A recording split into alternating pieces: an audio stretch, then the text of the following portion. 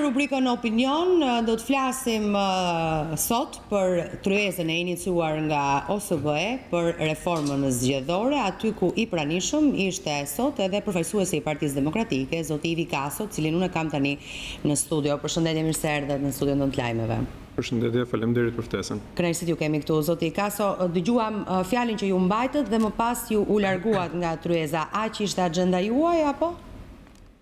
Atëherë besoj që lajmi në ditën e sotme nuk ka të bëjmë shumë me largimin në një moment caktuar të agjendës ose jo, të përfaqësuesit të opozitës bashkuar, pasi e tillë ishte cilësia ime sot në tryezë, pra përfaqësimi im nuk lidhej vetëm me pozitën time si përfaqësues i Partisë Demokratike, por qëndrimi që u paraqit sot në tryezë ishte në emër të gjithë opozitës bashkuar, një qëndrim ky i konkorduar ashtu siç u bë me dje dhe dje në përfundim të mbledhjes së opozitës bashkuar, të cilin ne kishim live. Dhe besoj që lajmi duhet të jetë gatishmëria e shprehur dhe ripërsëritur në tryezën e iniciuar nga SBE-ja të opozitës bashkuar për të ecur përpara dhe për t'i dhënë mbështetjen e plot reformës zgjedhore. Sigurisht, ky ishte lajm i ditës së dieshme që kur u mor ky vendim, ndërkohë sot ndodhi ajo. Pra, u mbaj tryeza dhe ju ishit i pranishëm. Dhe sot në tryezë ishte me interes, besoj për të gjithë panelin, por dhe për teleshikuesit që na ndjekin, momentet kyçe ose shpalosja e vizionit të opozitës bashkuar lidhur me një reformë të vërtet zgjedhore. Qëndrim i cili u paraqit në mënyrë koncize dhe besoj të plot dhe të kuptueshme, jo vetëm për partnerët cilët ndodheshin në tryezën e reformës, por edhe të gjithë ata që patën mundësi që ta ndiqnin. Por pas largimit në përfundim të panelit të parë, nuk besoj se përbën lajm në vetvete, pasi sigurisht ishte përfundim i një momenti të tryezës, tryeza më pas vazhdoi me momente të tjera.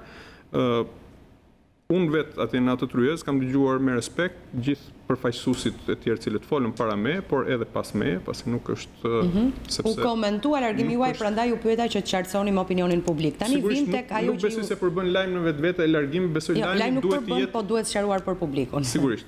Atëherë, vim tani tek ajo që ju deklaruat, për t'ia rikujtuar edhe një herë publikut, cili ishte qëndrimi i unifikuar që ju paraqitët sot në tryezë opozitës së bashkuar.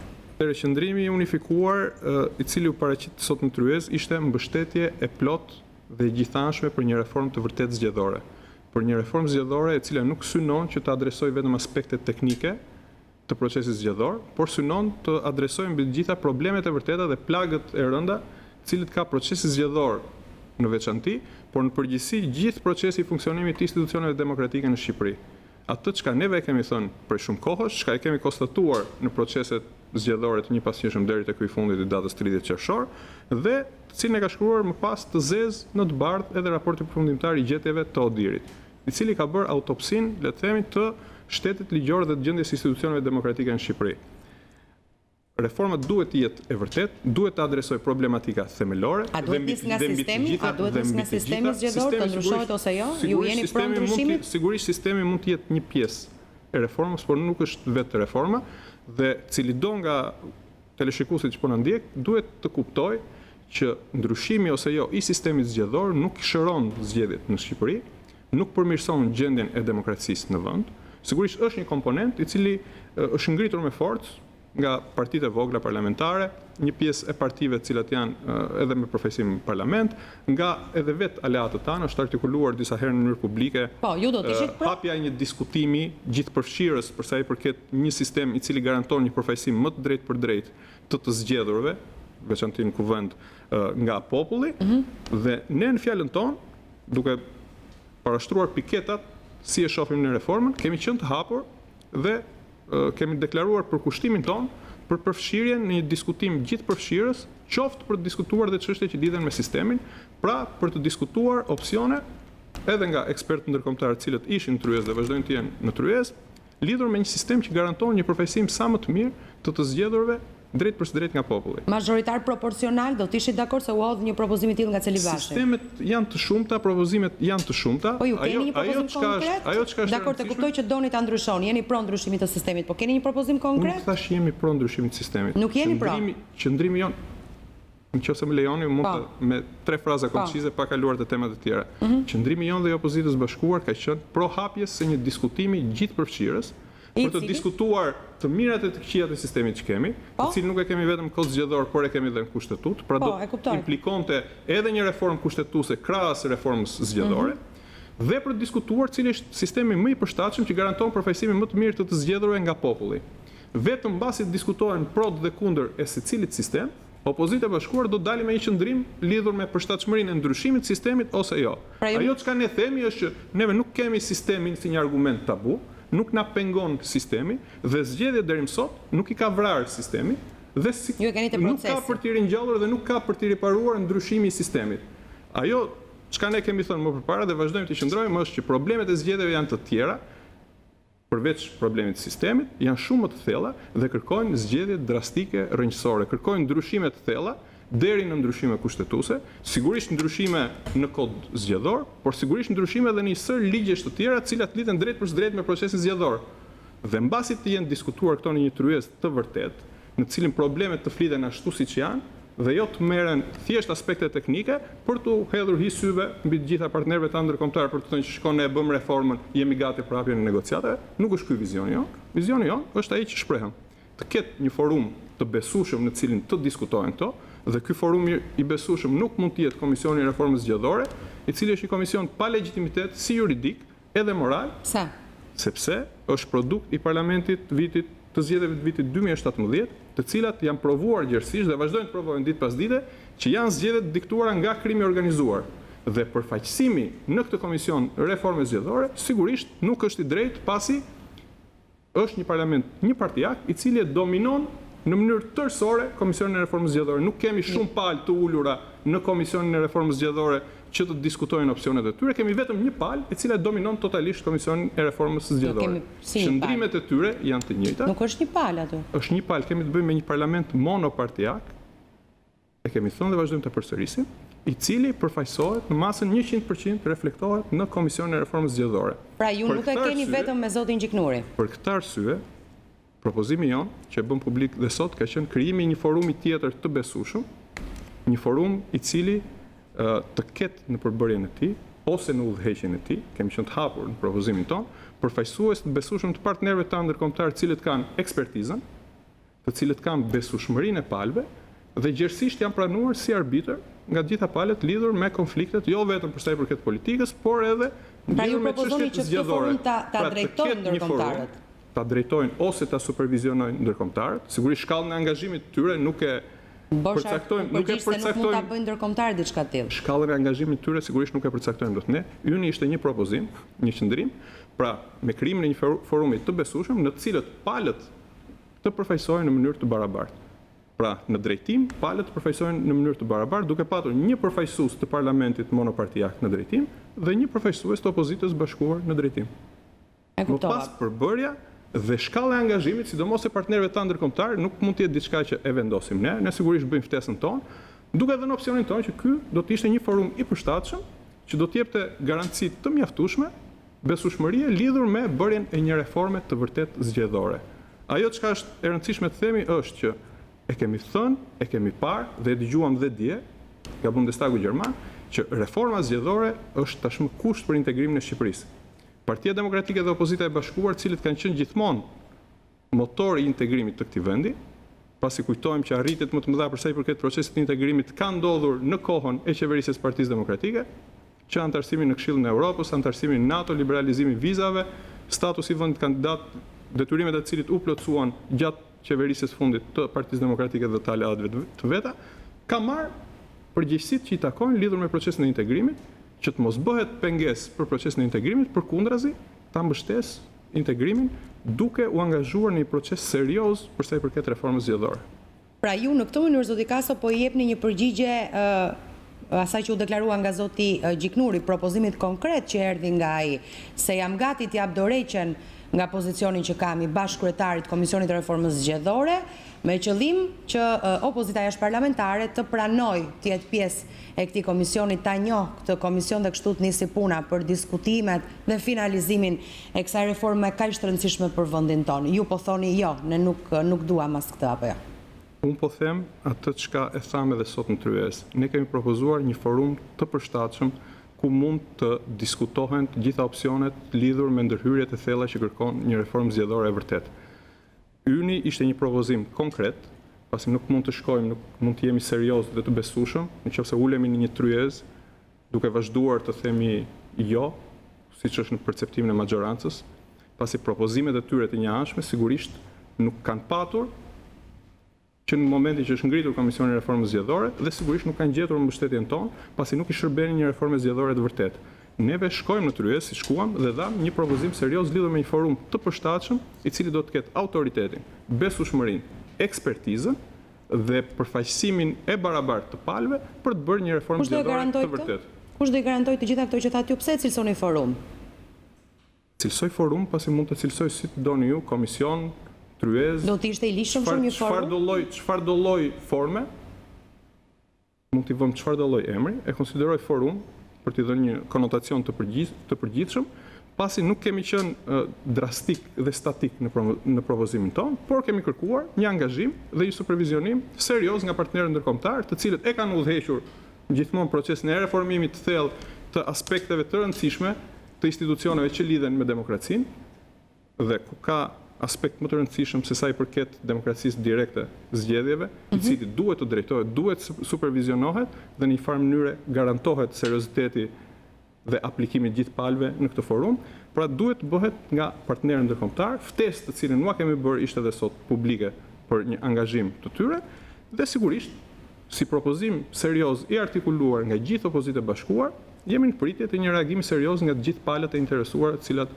mund të përfshihen në proces. Pra ju doni të keni bashkëkryetarin e këtij forumi, komisionit ta cilësojmë si të duam tani.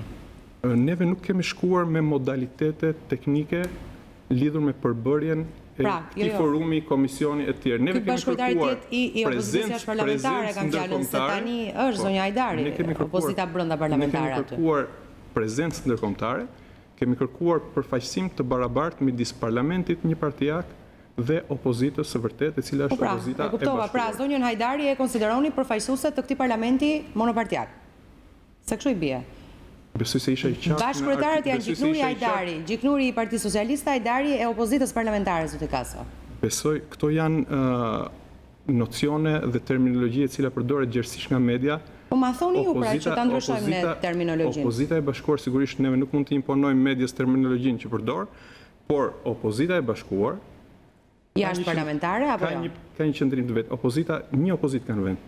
Që s'është në parlament, pra? Një opozitë kanë vend.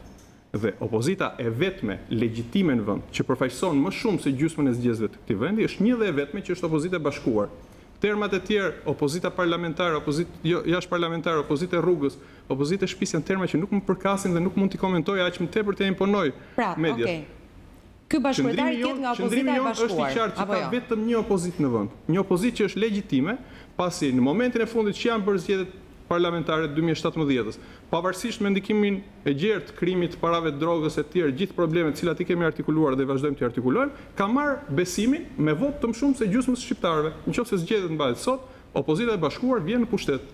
Pasi ka legjitimin jo vetëm me votë, po tashmë dhe atë moral të më shumë se gjysmës shqiptarëve.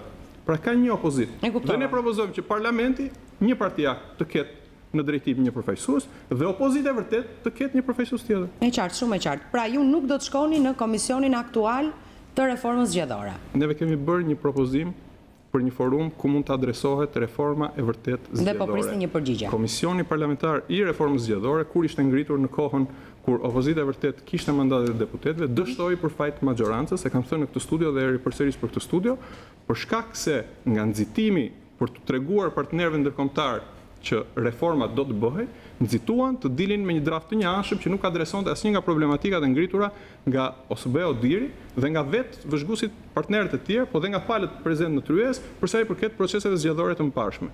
Çështja e sistemit, e cila është ngritur sot për të rikthyer sepse është shumë e dashur, jo vetëm për aleatët, por edhe për një pjesë të mediave shumë mediatike kjo çështje e sistemit. Jo të mediave të popullit. Populli është ai që thotë se duhet ndryshuar sistemi në fakt. Ne jemi zëri i popullit gjithmonë. Ndoshta, sigurisht, zëri i popullit. Ndoshta mund të jetë kështu. Por, nëse marrim proceset zgjedhore të kaluara, duke përfshirë dhe procesin e fundit zgjedhor, kemi pranuar arbitër të pa diskutuar Odirin, lexojmë raportet e Odirit dhe shohim që jo vetëm në raportin e fundit, po as në raportet paraardhës është ngritur si rekomandim ndryshimi i sistemit zgjedhor. Pra nuk është konsideruar çështja e sistemit si një nga problemet e vërteta të zgjedhjeve. A kemi thënë dhe vazhdojmë të themi, dhe i themi dhe popullit që jemi për adresimin e problemeve të vërteta, jemi për adresimin e problemeve të cilat janë ngritur nga OSBE-u, deri dhe janë shkruar zeza mbi të bardhë, ku është sistemi i shkruar? Nxitimi për ta kanalizuar gjithë diskutimin. Në një diskutim të thjesht sistemi, sikur sistemi do të jetë zgjidhja magjike që do të shpëtojë zgjedhjen në përgjithësi, është devijim nga problemet e vërteta të zgjedhjeve, të cilat, më besoni, nuk është ndryshimi i sistemit. Mund të jetë ndryshimi i sistemit çështje e hapur për të diskutuar sa përfaqësues është ky sistem, sa e lidh elektoratin me deputetin i cili ata kanë dhe duhet i drejtohen. Janë gjitha diskutime legjitime dhe janë gjitha diskutime që do të bëhen në një forum. Zoti Kaso, Dhe mund të ketë zgjidhje më të mira, mund të ketë zgjidhje më të mira se kjo që kemi, ne nuk jemi pengesë në këtë drejtim, nuk e kemi tabu këtë çështje. Po, e qartë e kuptova. Ju thjesht keni nevojë për zhvillimin e këtyre diskutimeve në forumin që përmendët. Nëse ky mbahet, supozojmë se nëse ndodh, nëse ju merrni një përgjigje pozitive, ju besoj i keni gati propozimet tuaja për reformën zgjedhore, që t'i hidhni menjëherë në diskutim. Patjetër, nëse forumi do të jetë i përshtatshëm dhe do të ketë një vullnet të vërtet politik për të adresuar shqetësimet e vërteta të zgjedhjeve, opozita e bashkuar në përgjithësi dhe Partia Demokratike në veçantë sigurisht kanë platformën e tyre për sa i përket çlirimit të zgjedhjeve dhe propozimeve konkrete me ndryshime ligjore atje ku nevojitet, me ndryshime qoftë edhe të kushtetutës nëse do të ishte e nevojshme, në cilën ne kemi të shkruar sistemin të cilin tashmë kemi, për të dhënë propozimet e saj për adresimin sa më të shpejtë të këtyre problematikave. Nuk do të humbet as një minutë kohë, të jeni të bindur nga opozita e bashkuar, nga cili do që do të angazhohet në këtë ushtrim të përbashkët, nga cili do që do të marrë pjesë në cilësinë e ekspertëve, për të dhënë propozime konkrete dhe për të draftuar edhe zgjidhjet konkrete. Ne në tetor të vitit kaluar kemi bërë prezent për gjithë publikun që na ka ndjekur një platformë të Partisë Demokratike, e cila më pas u përqafua dhe nga opozita e bashkuar, lidhur me çlirimin e zgjedhjeve dhe me organizimin në këtë vend të zgjedhjeve të vërteta demokratike. Dhe kjo platformë për gjatë një viti është pasuruar edhe me inputet të tjera, sigurisht inputet cilët janë marrë edhe nga raporti i fundit i OSBE-u deri, i cili ka ngritur problematika të tjera të cilat nuk ekzistonin përpara ose i ka bërë më prioritare këtë problematika në raport me çfarë kanë qenë zgjedhjet e kaluara, dhe kjo platformë e perfeksionuar do t'i vihet në dispozicion së bashku me gjithë ekspertizën tonë ligjore, eksperiencë zgjedhore të tjera, në tryezë për ta. E kuptova, po këtë platformë ndoshta do ta dëgjoj publiku përpara se të vi ky momenti që ju thoni. Pse nuk zgjidhni një mënyrë tjetër për ta bërë atë publike?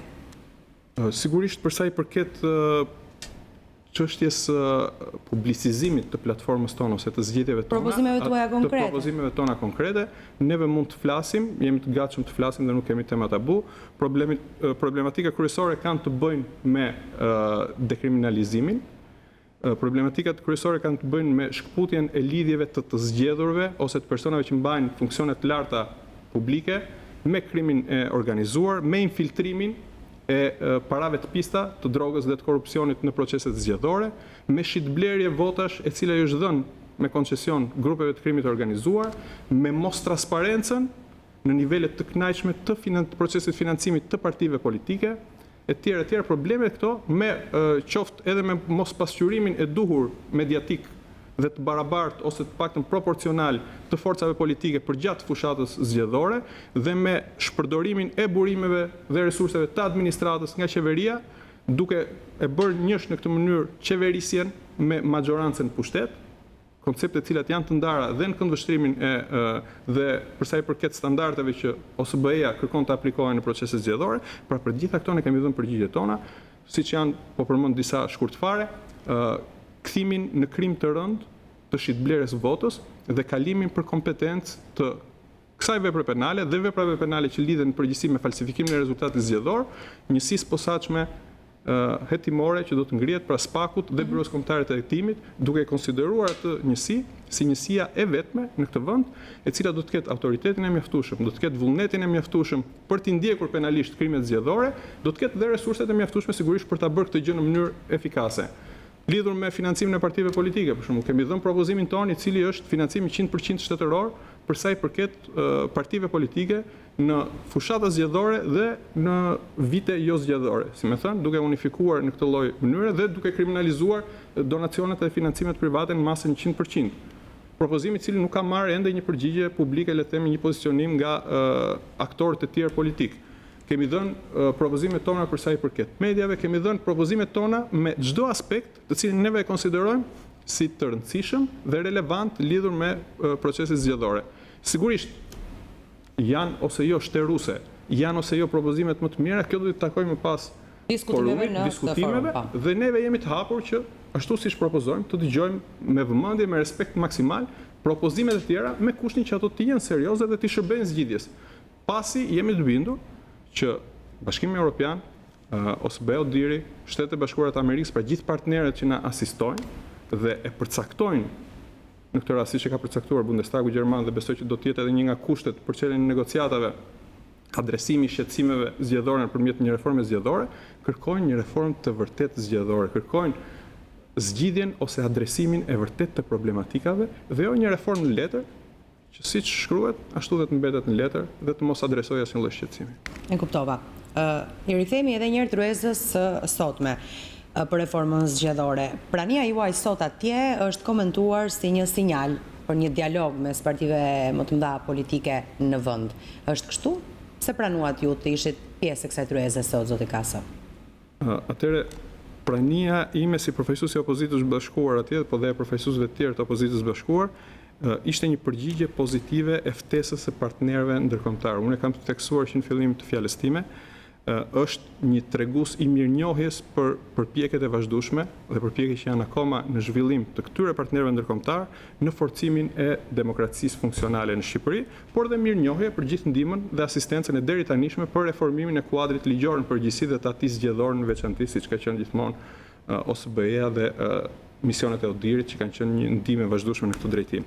Pra ishte një përgjigje e tillë dhe një shprehje e vullnetit tonë dhe certifikim i vullnetit tonë për një mbështetje të gjithëanshme për reformën zgjedhore.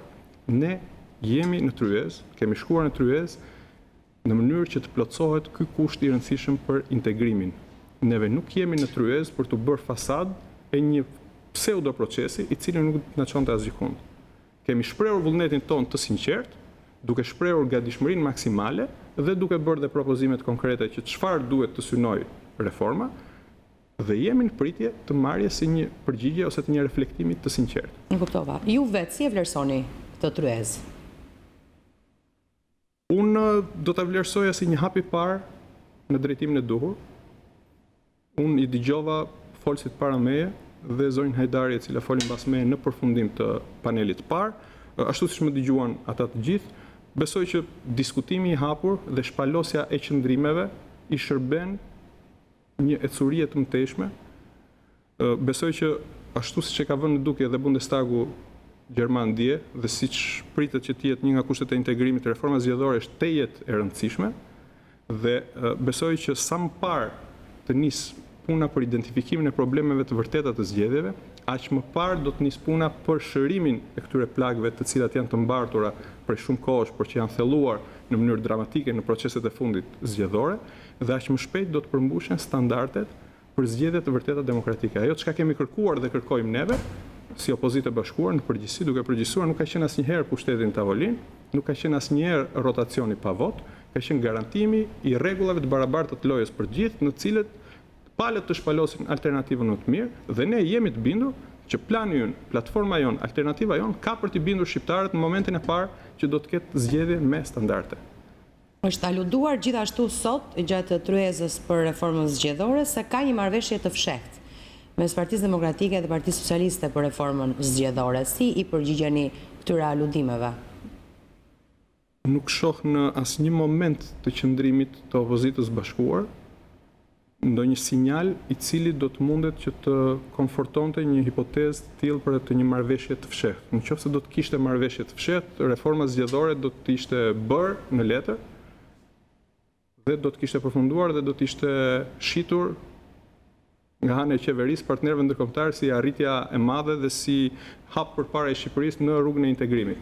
Sigurisht gjë e tillë nuk ka ndodhur dhe nuk ka se si të ndodhë për sa kohë opozita e bashkuar ka qenë e angazhuar dhe vazhdon të mbetet e angazhuar për të mos u bërë fasadë. Opozita e bashkuar e ka përsëritur dhe sot që angazhohet vetëm në ushtrime të vërteta, ushtrime që janë kaq të rëndësishme sa që lidhen me fatet e integrimit të vendit. Fatet e integrimit të vendit janë më të mëdha në vizionin tim dhe të opozitës bashkuar se sa fatet personale të drejtuesve politik ose qoftë edhe të partive politike. Në këtë kuadër, gatishmëria jonë ka qenë dhe vazhdon të mbetet për të mos u bërë ne pengesë për integrimin, përkundrazi, për të marrë vendin që na takon, për të qenë, siç kemi qenë gjithmonë, motori i integrimit të këtij vendi. Unë ju falenderoj që ishte me mua në studio. Faleminderit juve. Bëjmë një shkëputje publicitare, rikthehemi sërish pas pak me tjera lajme.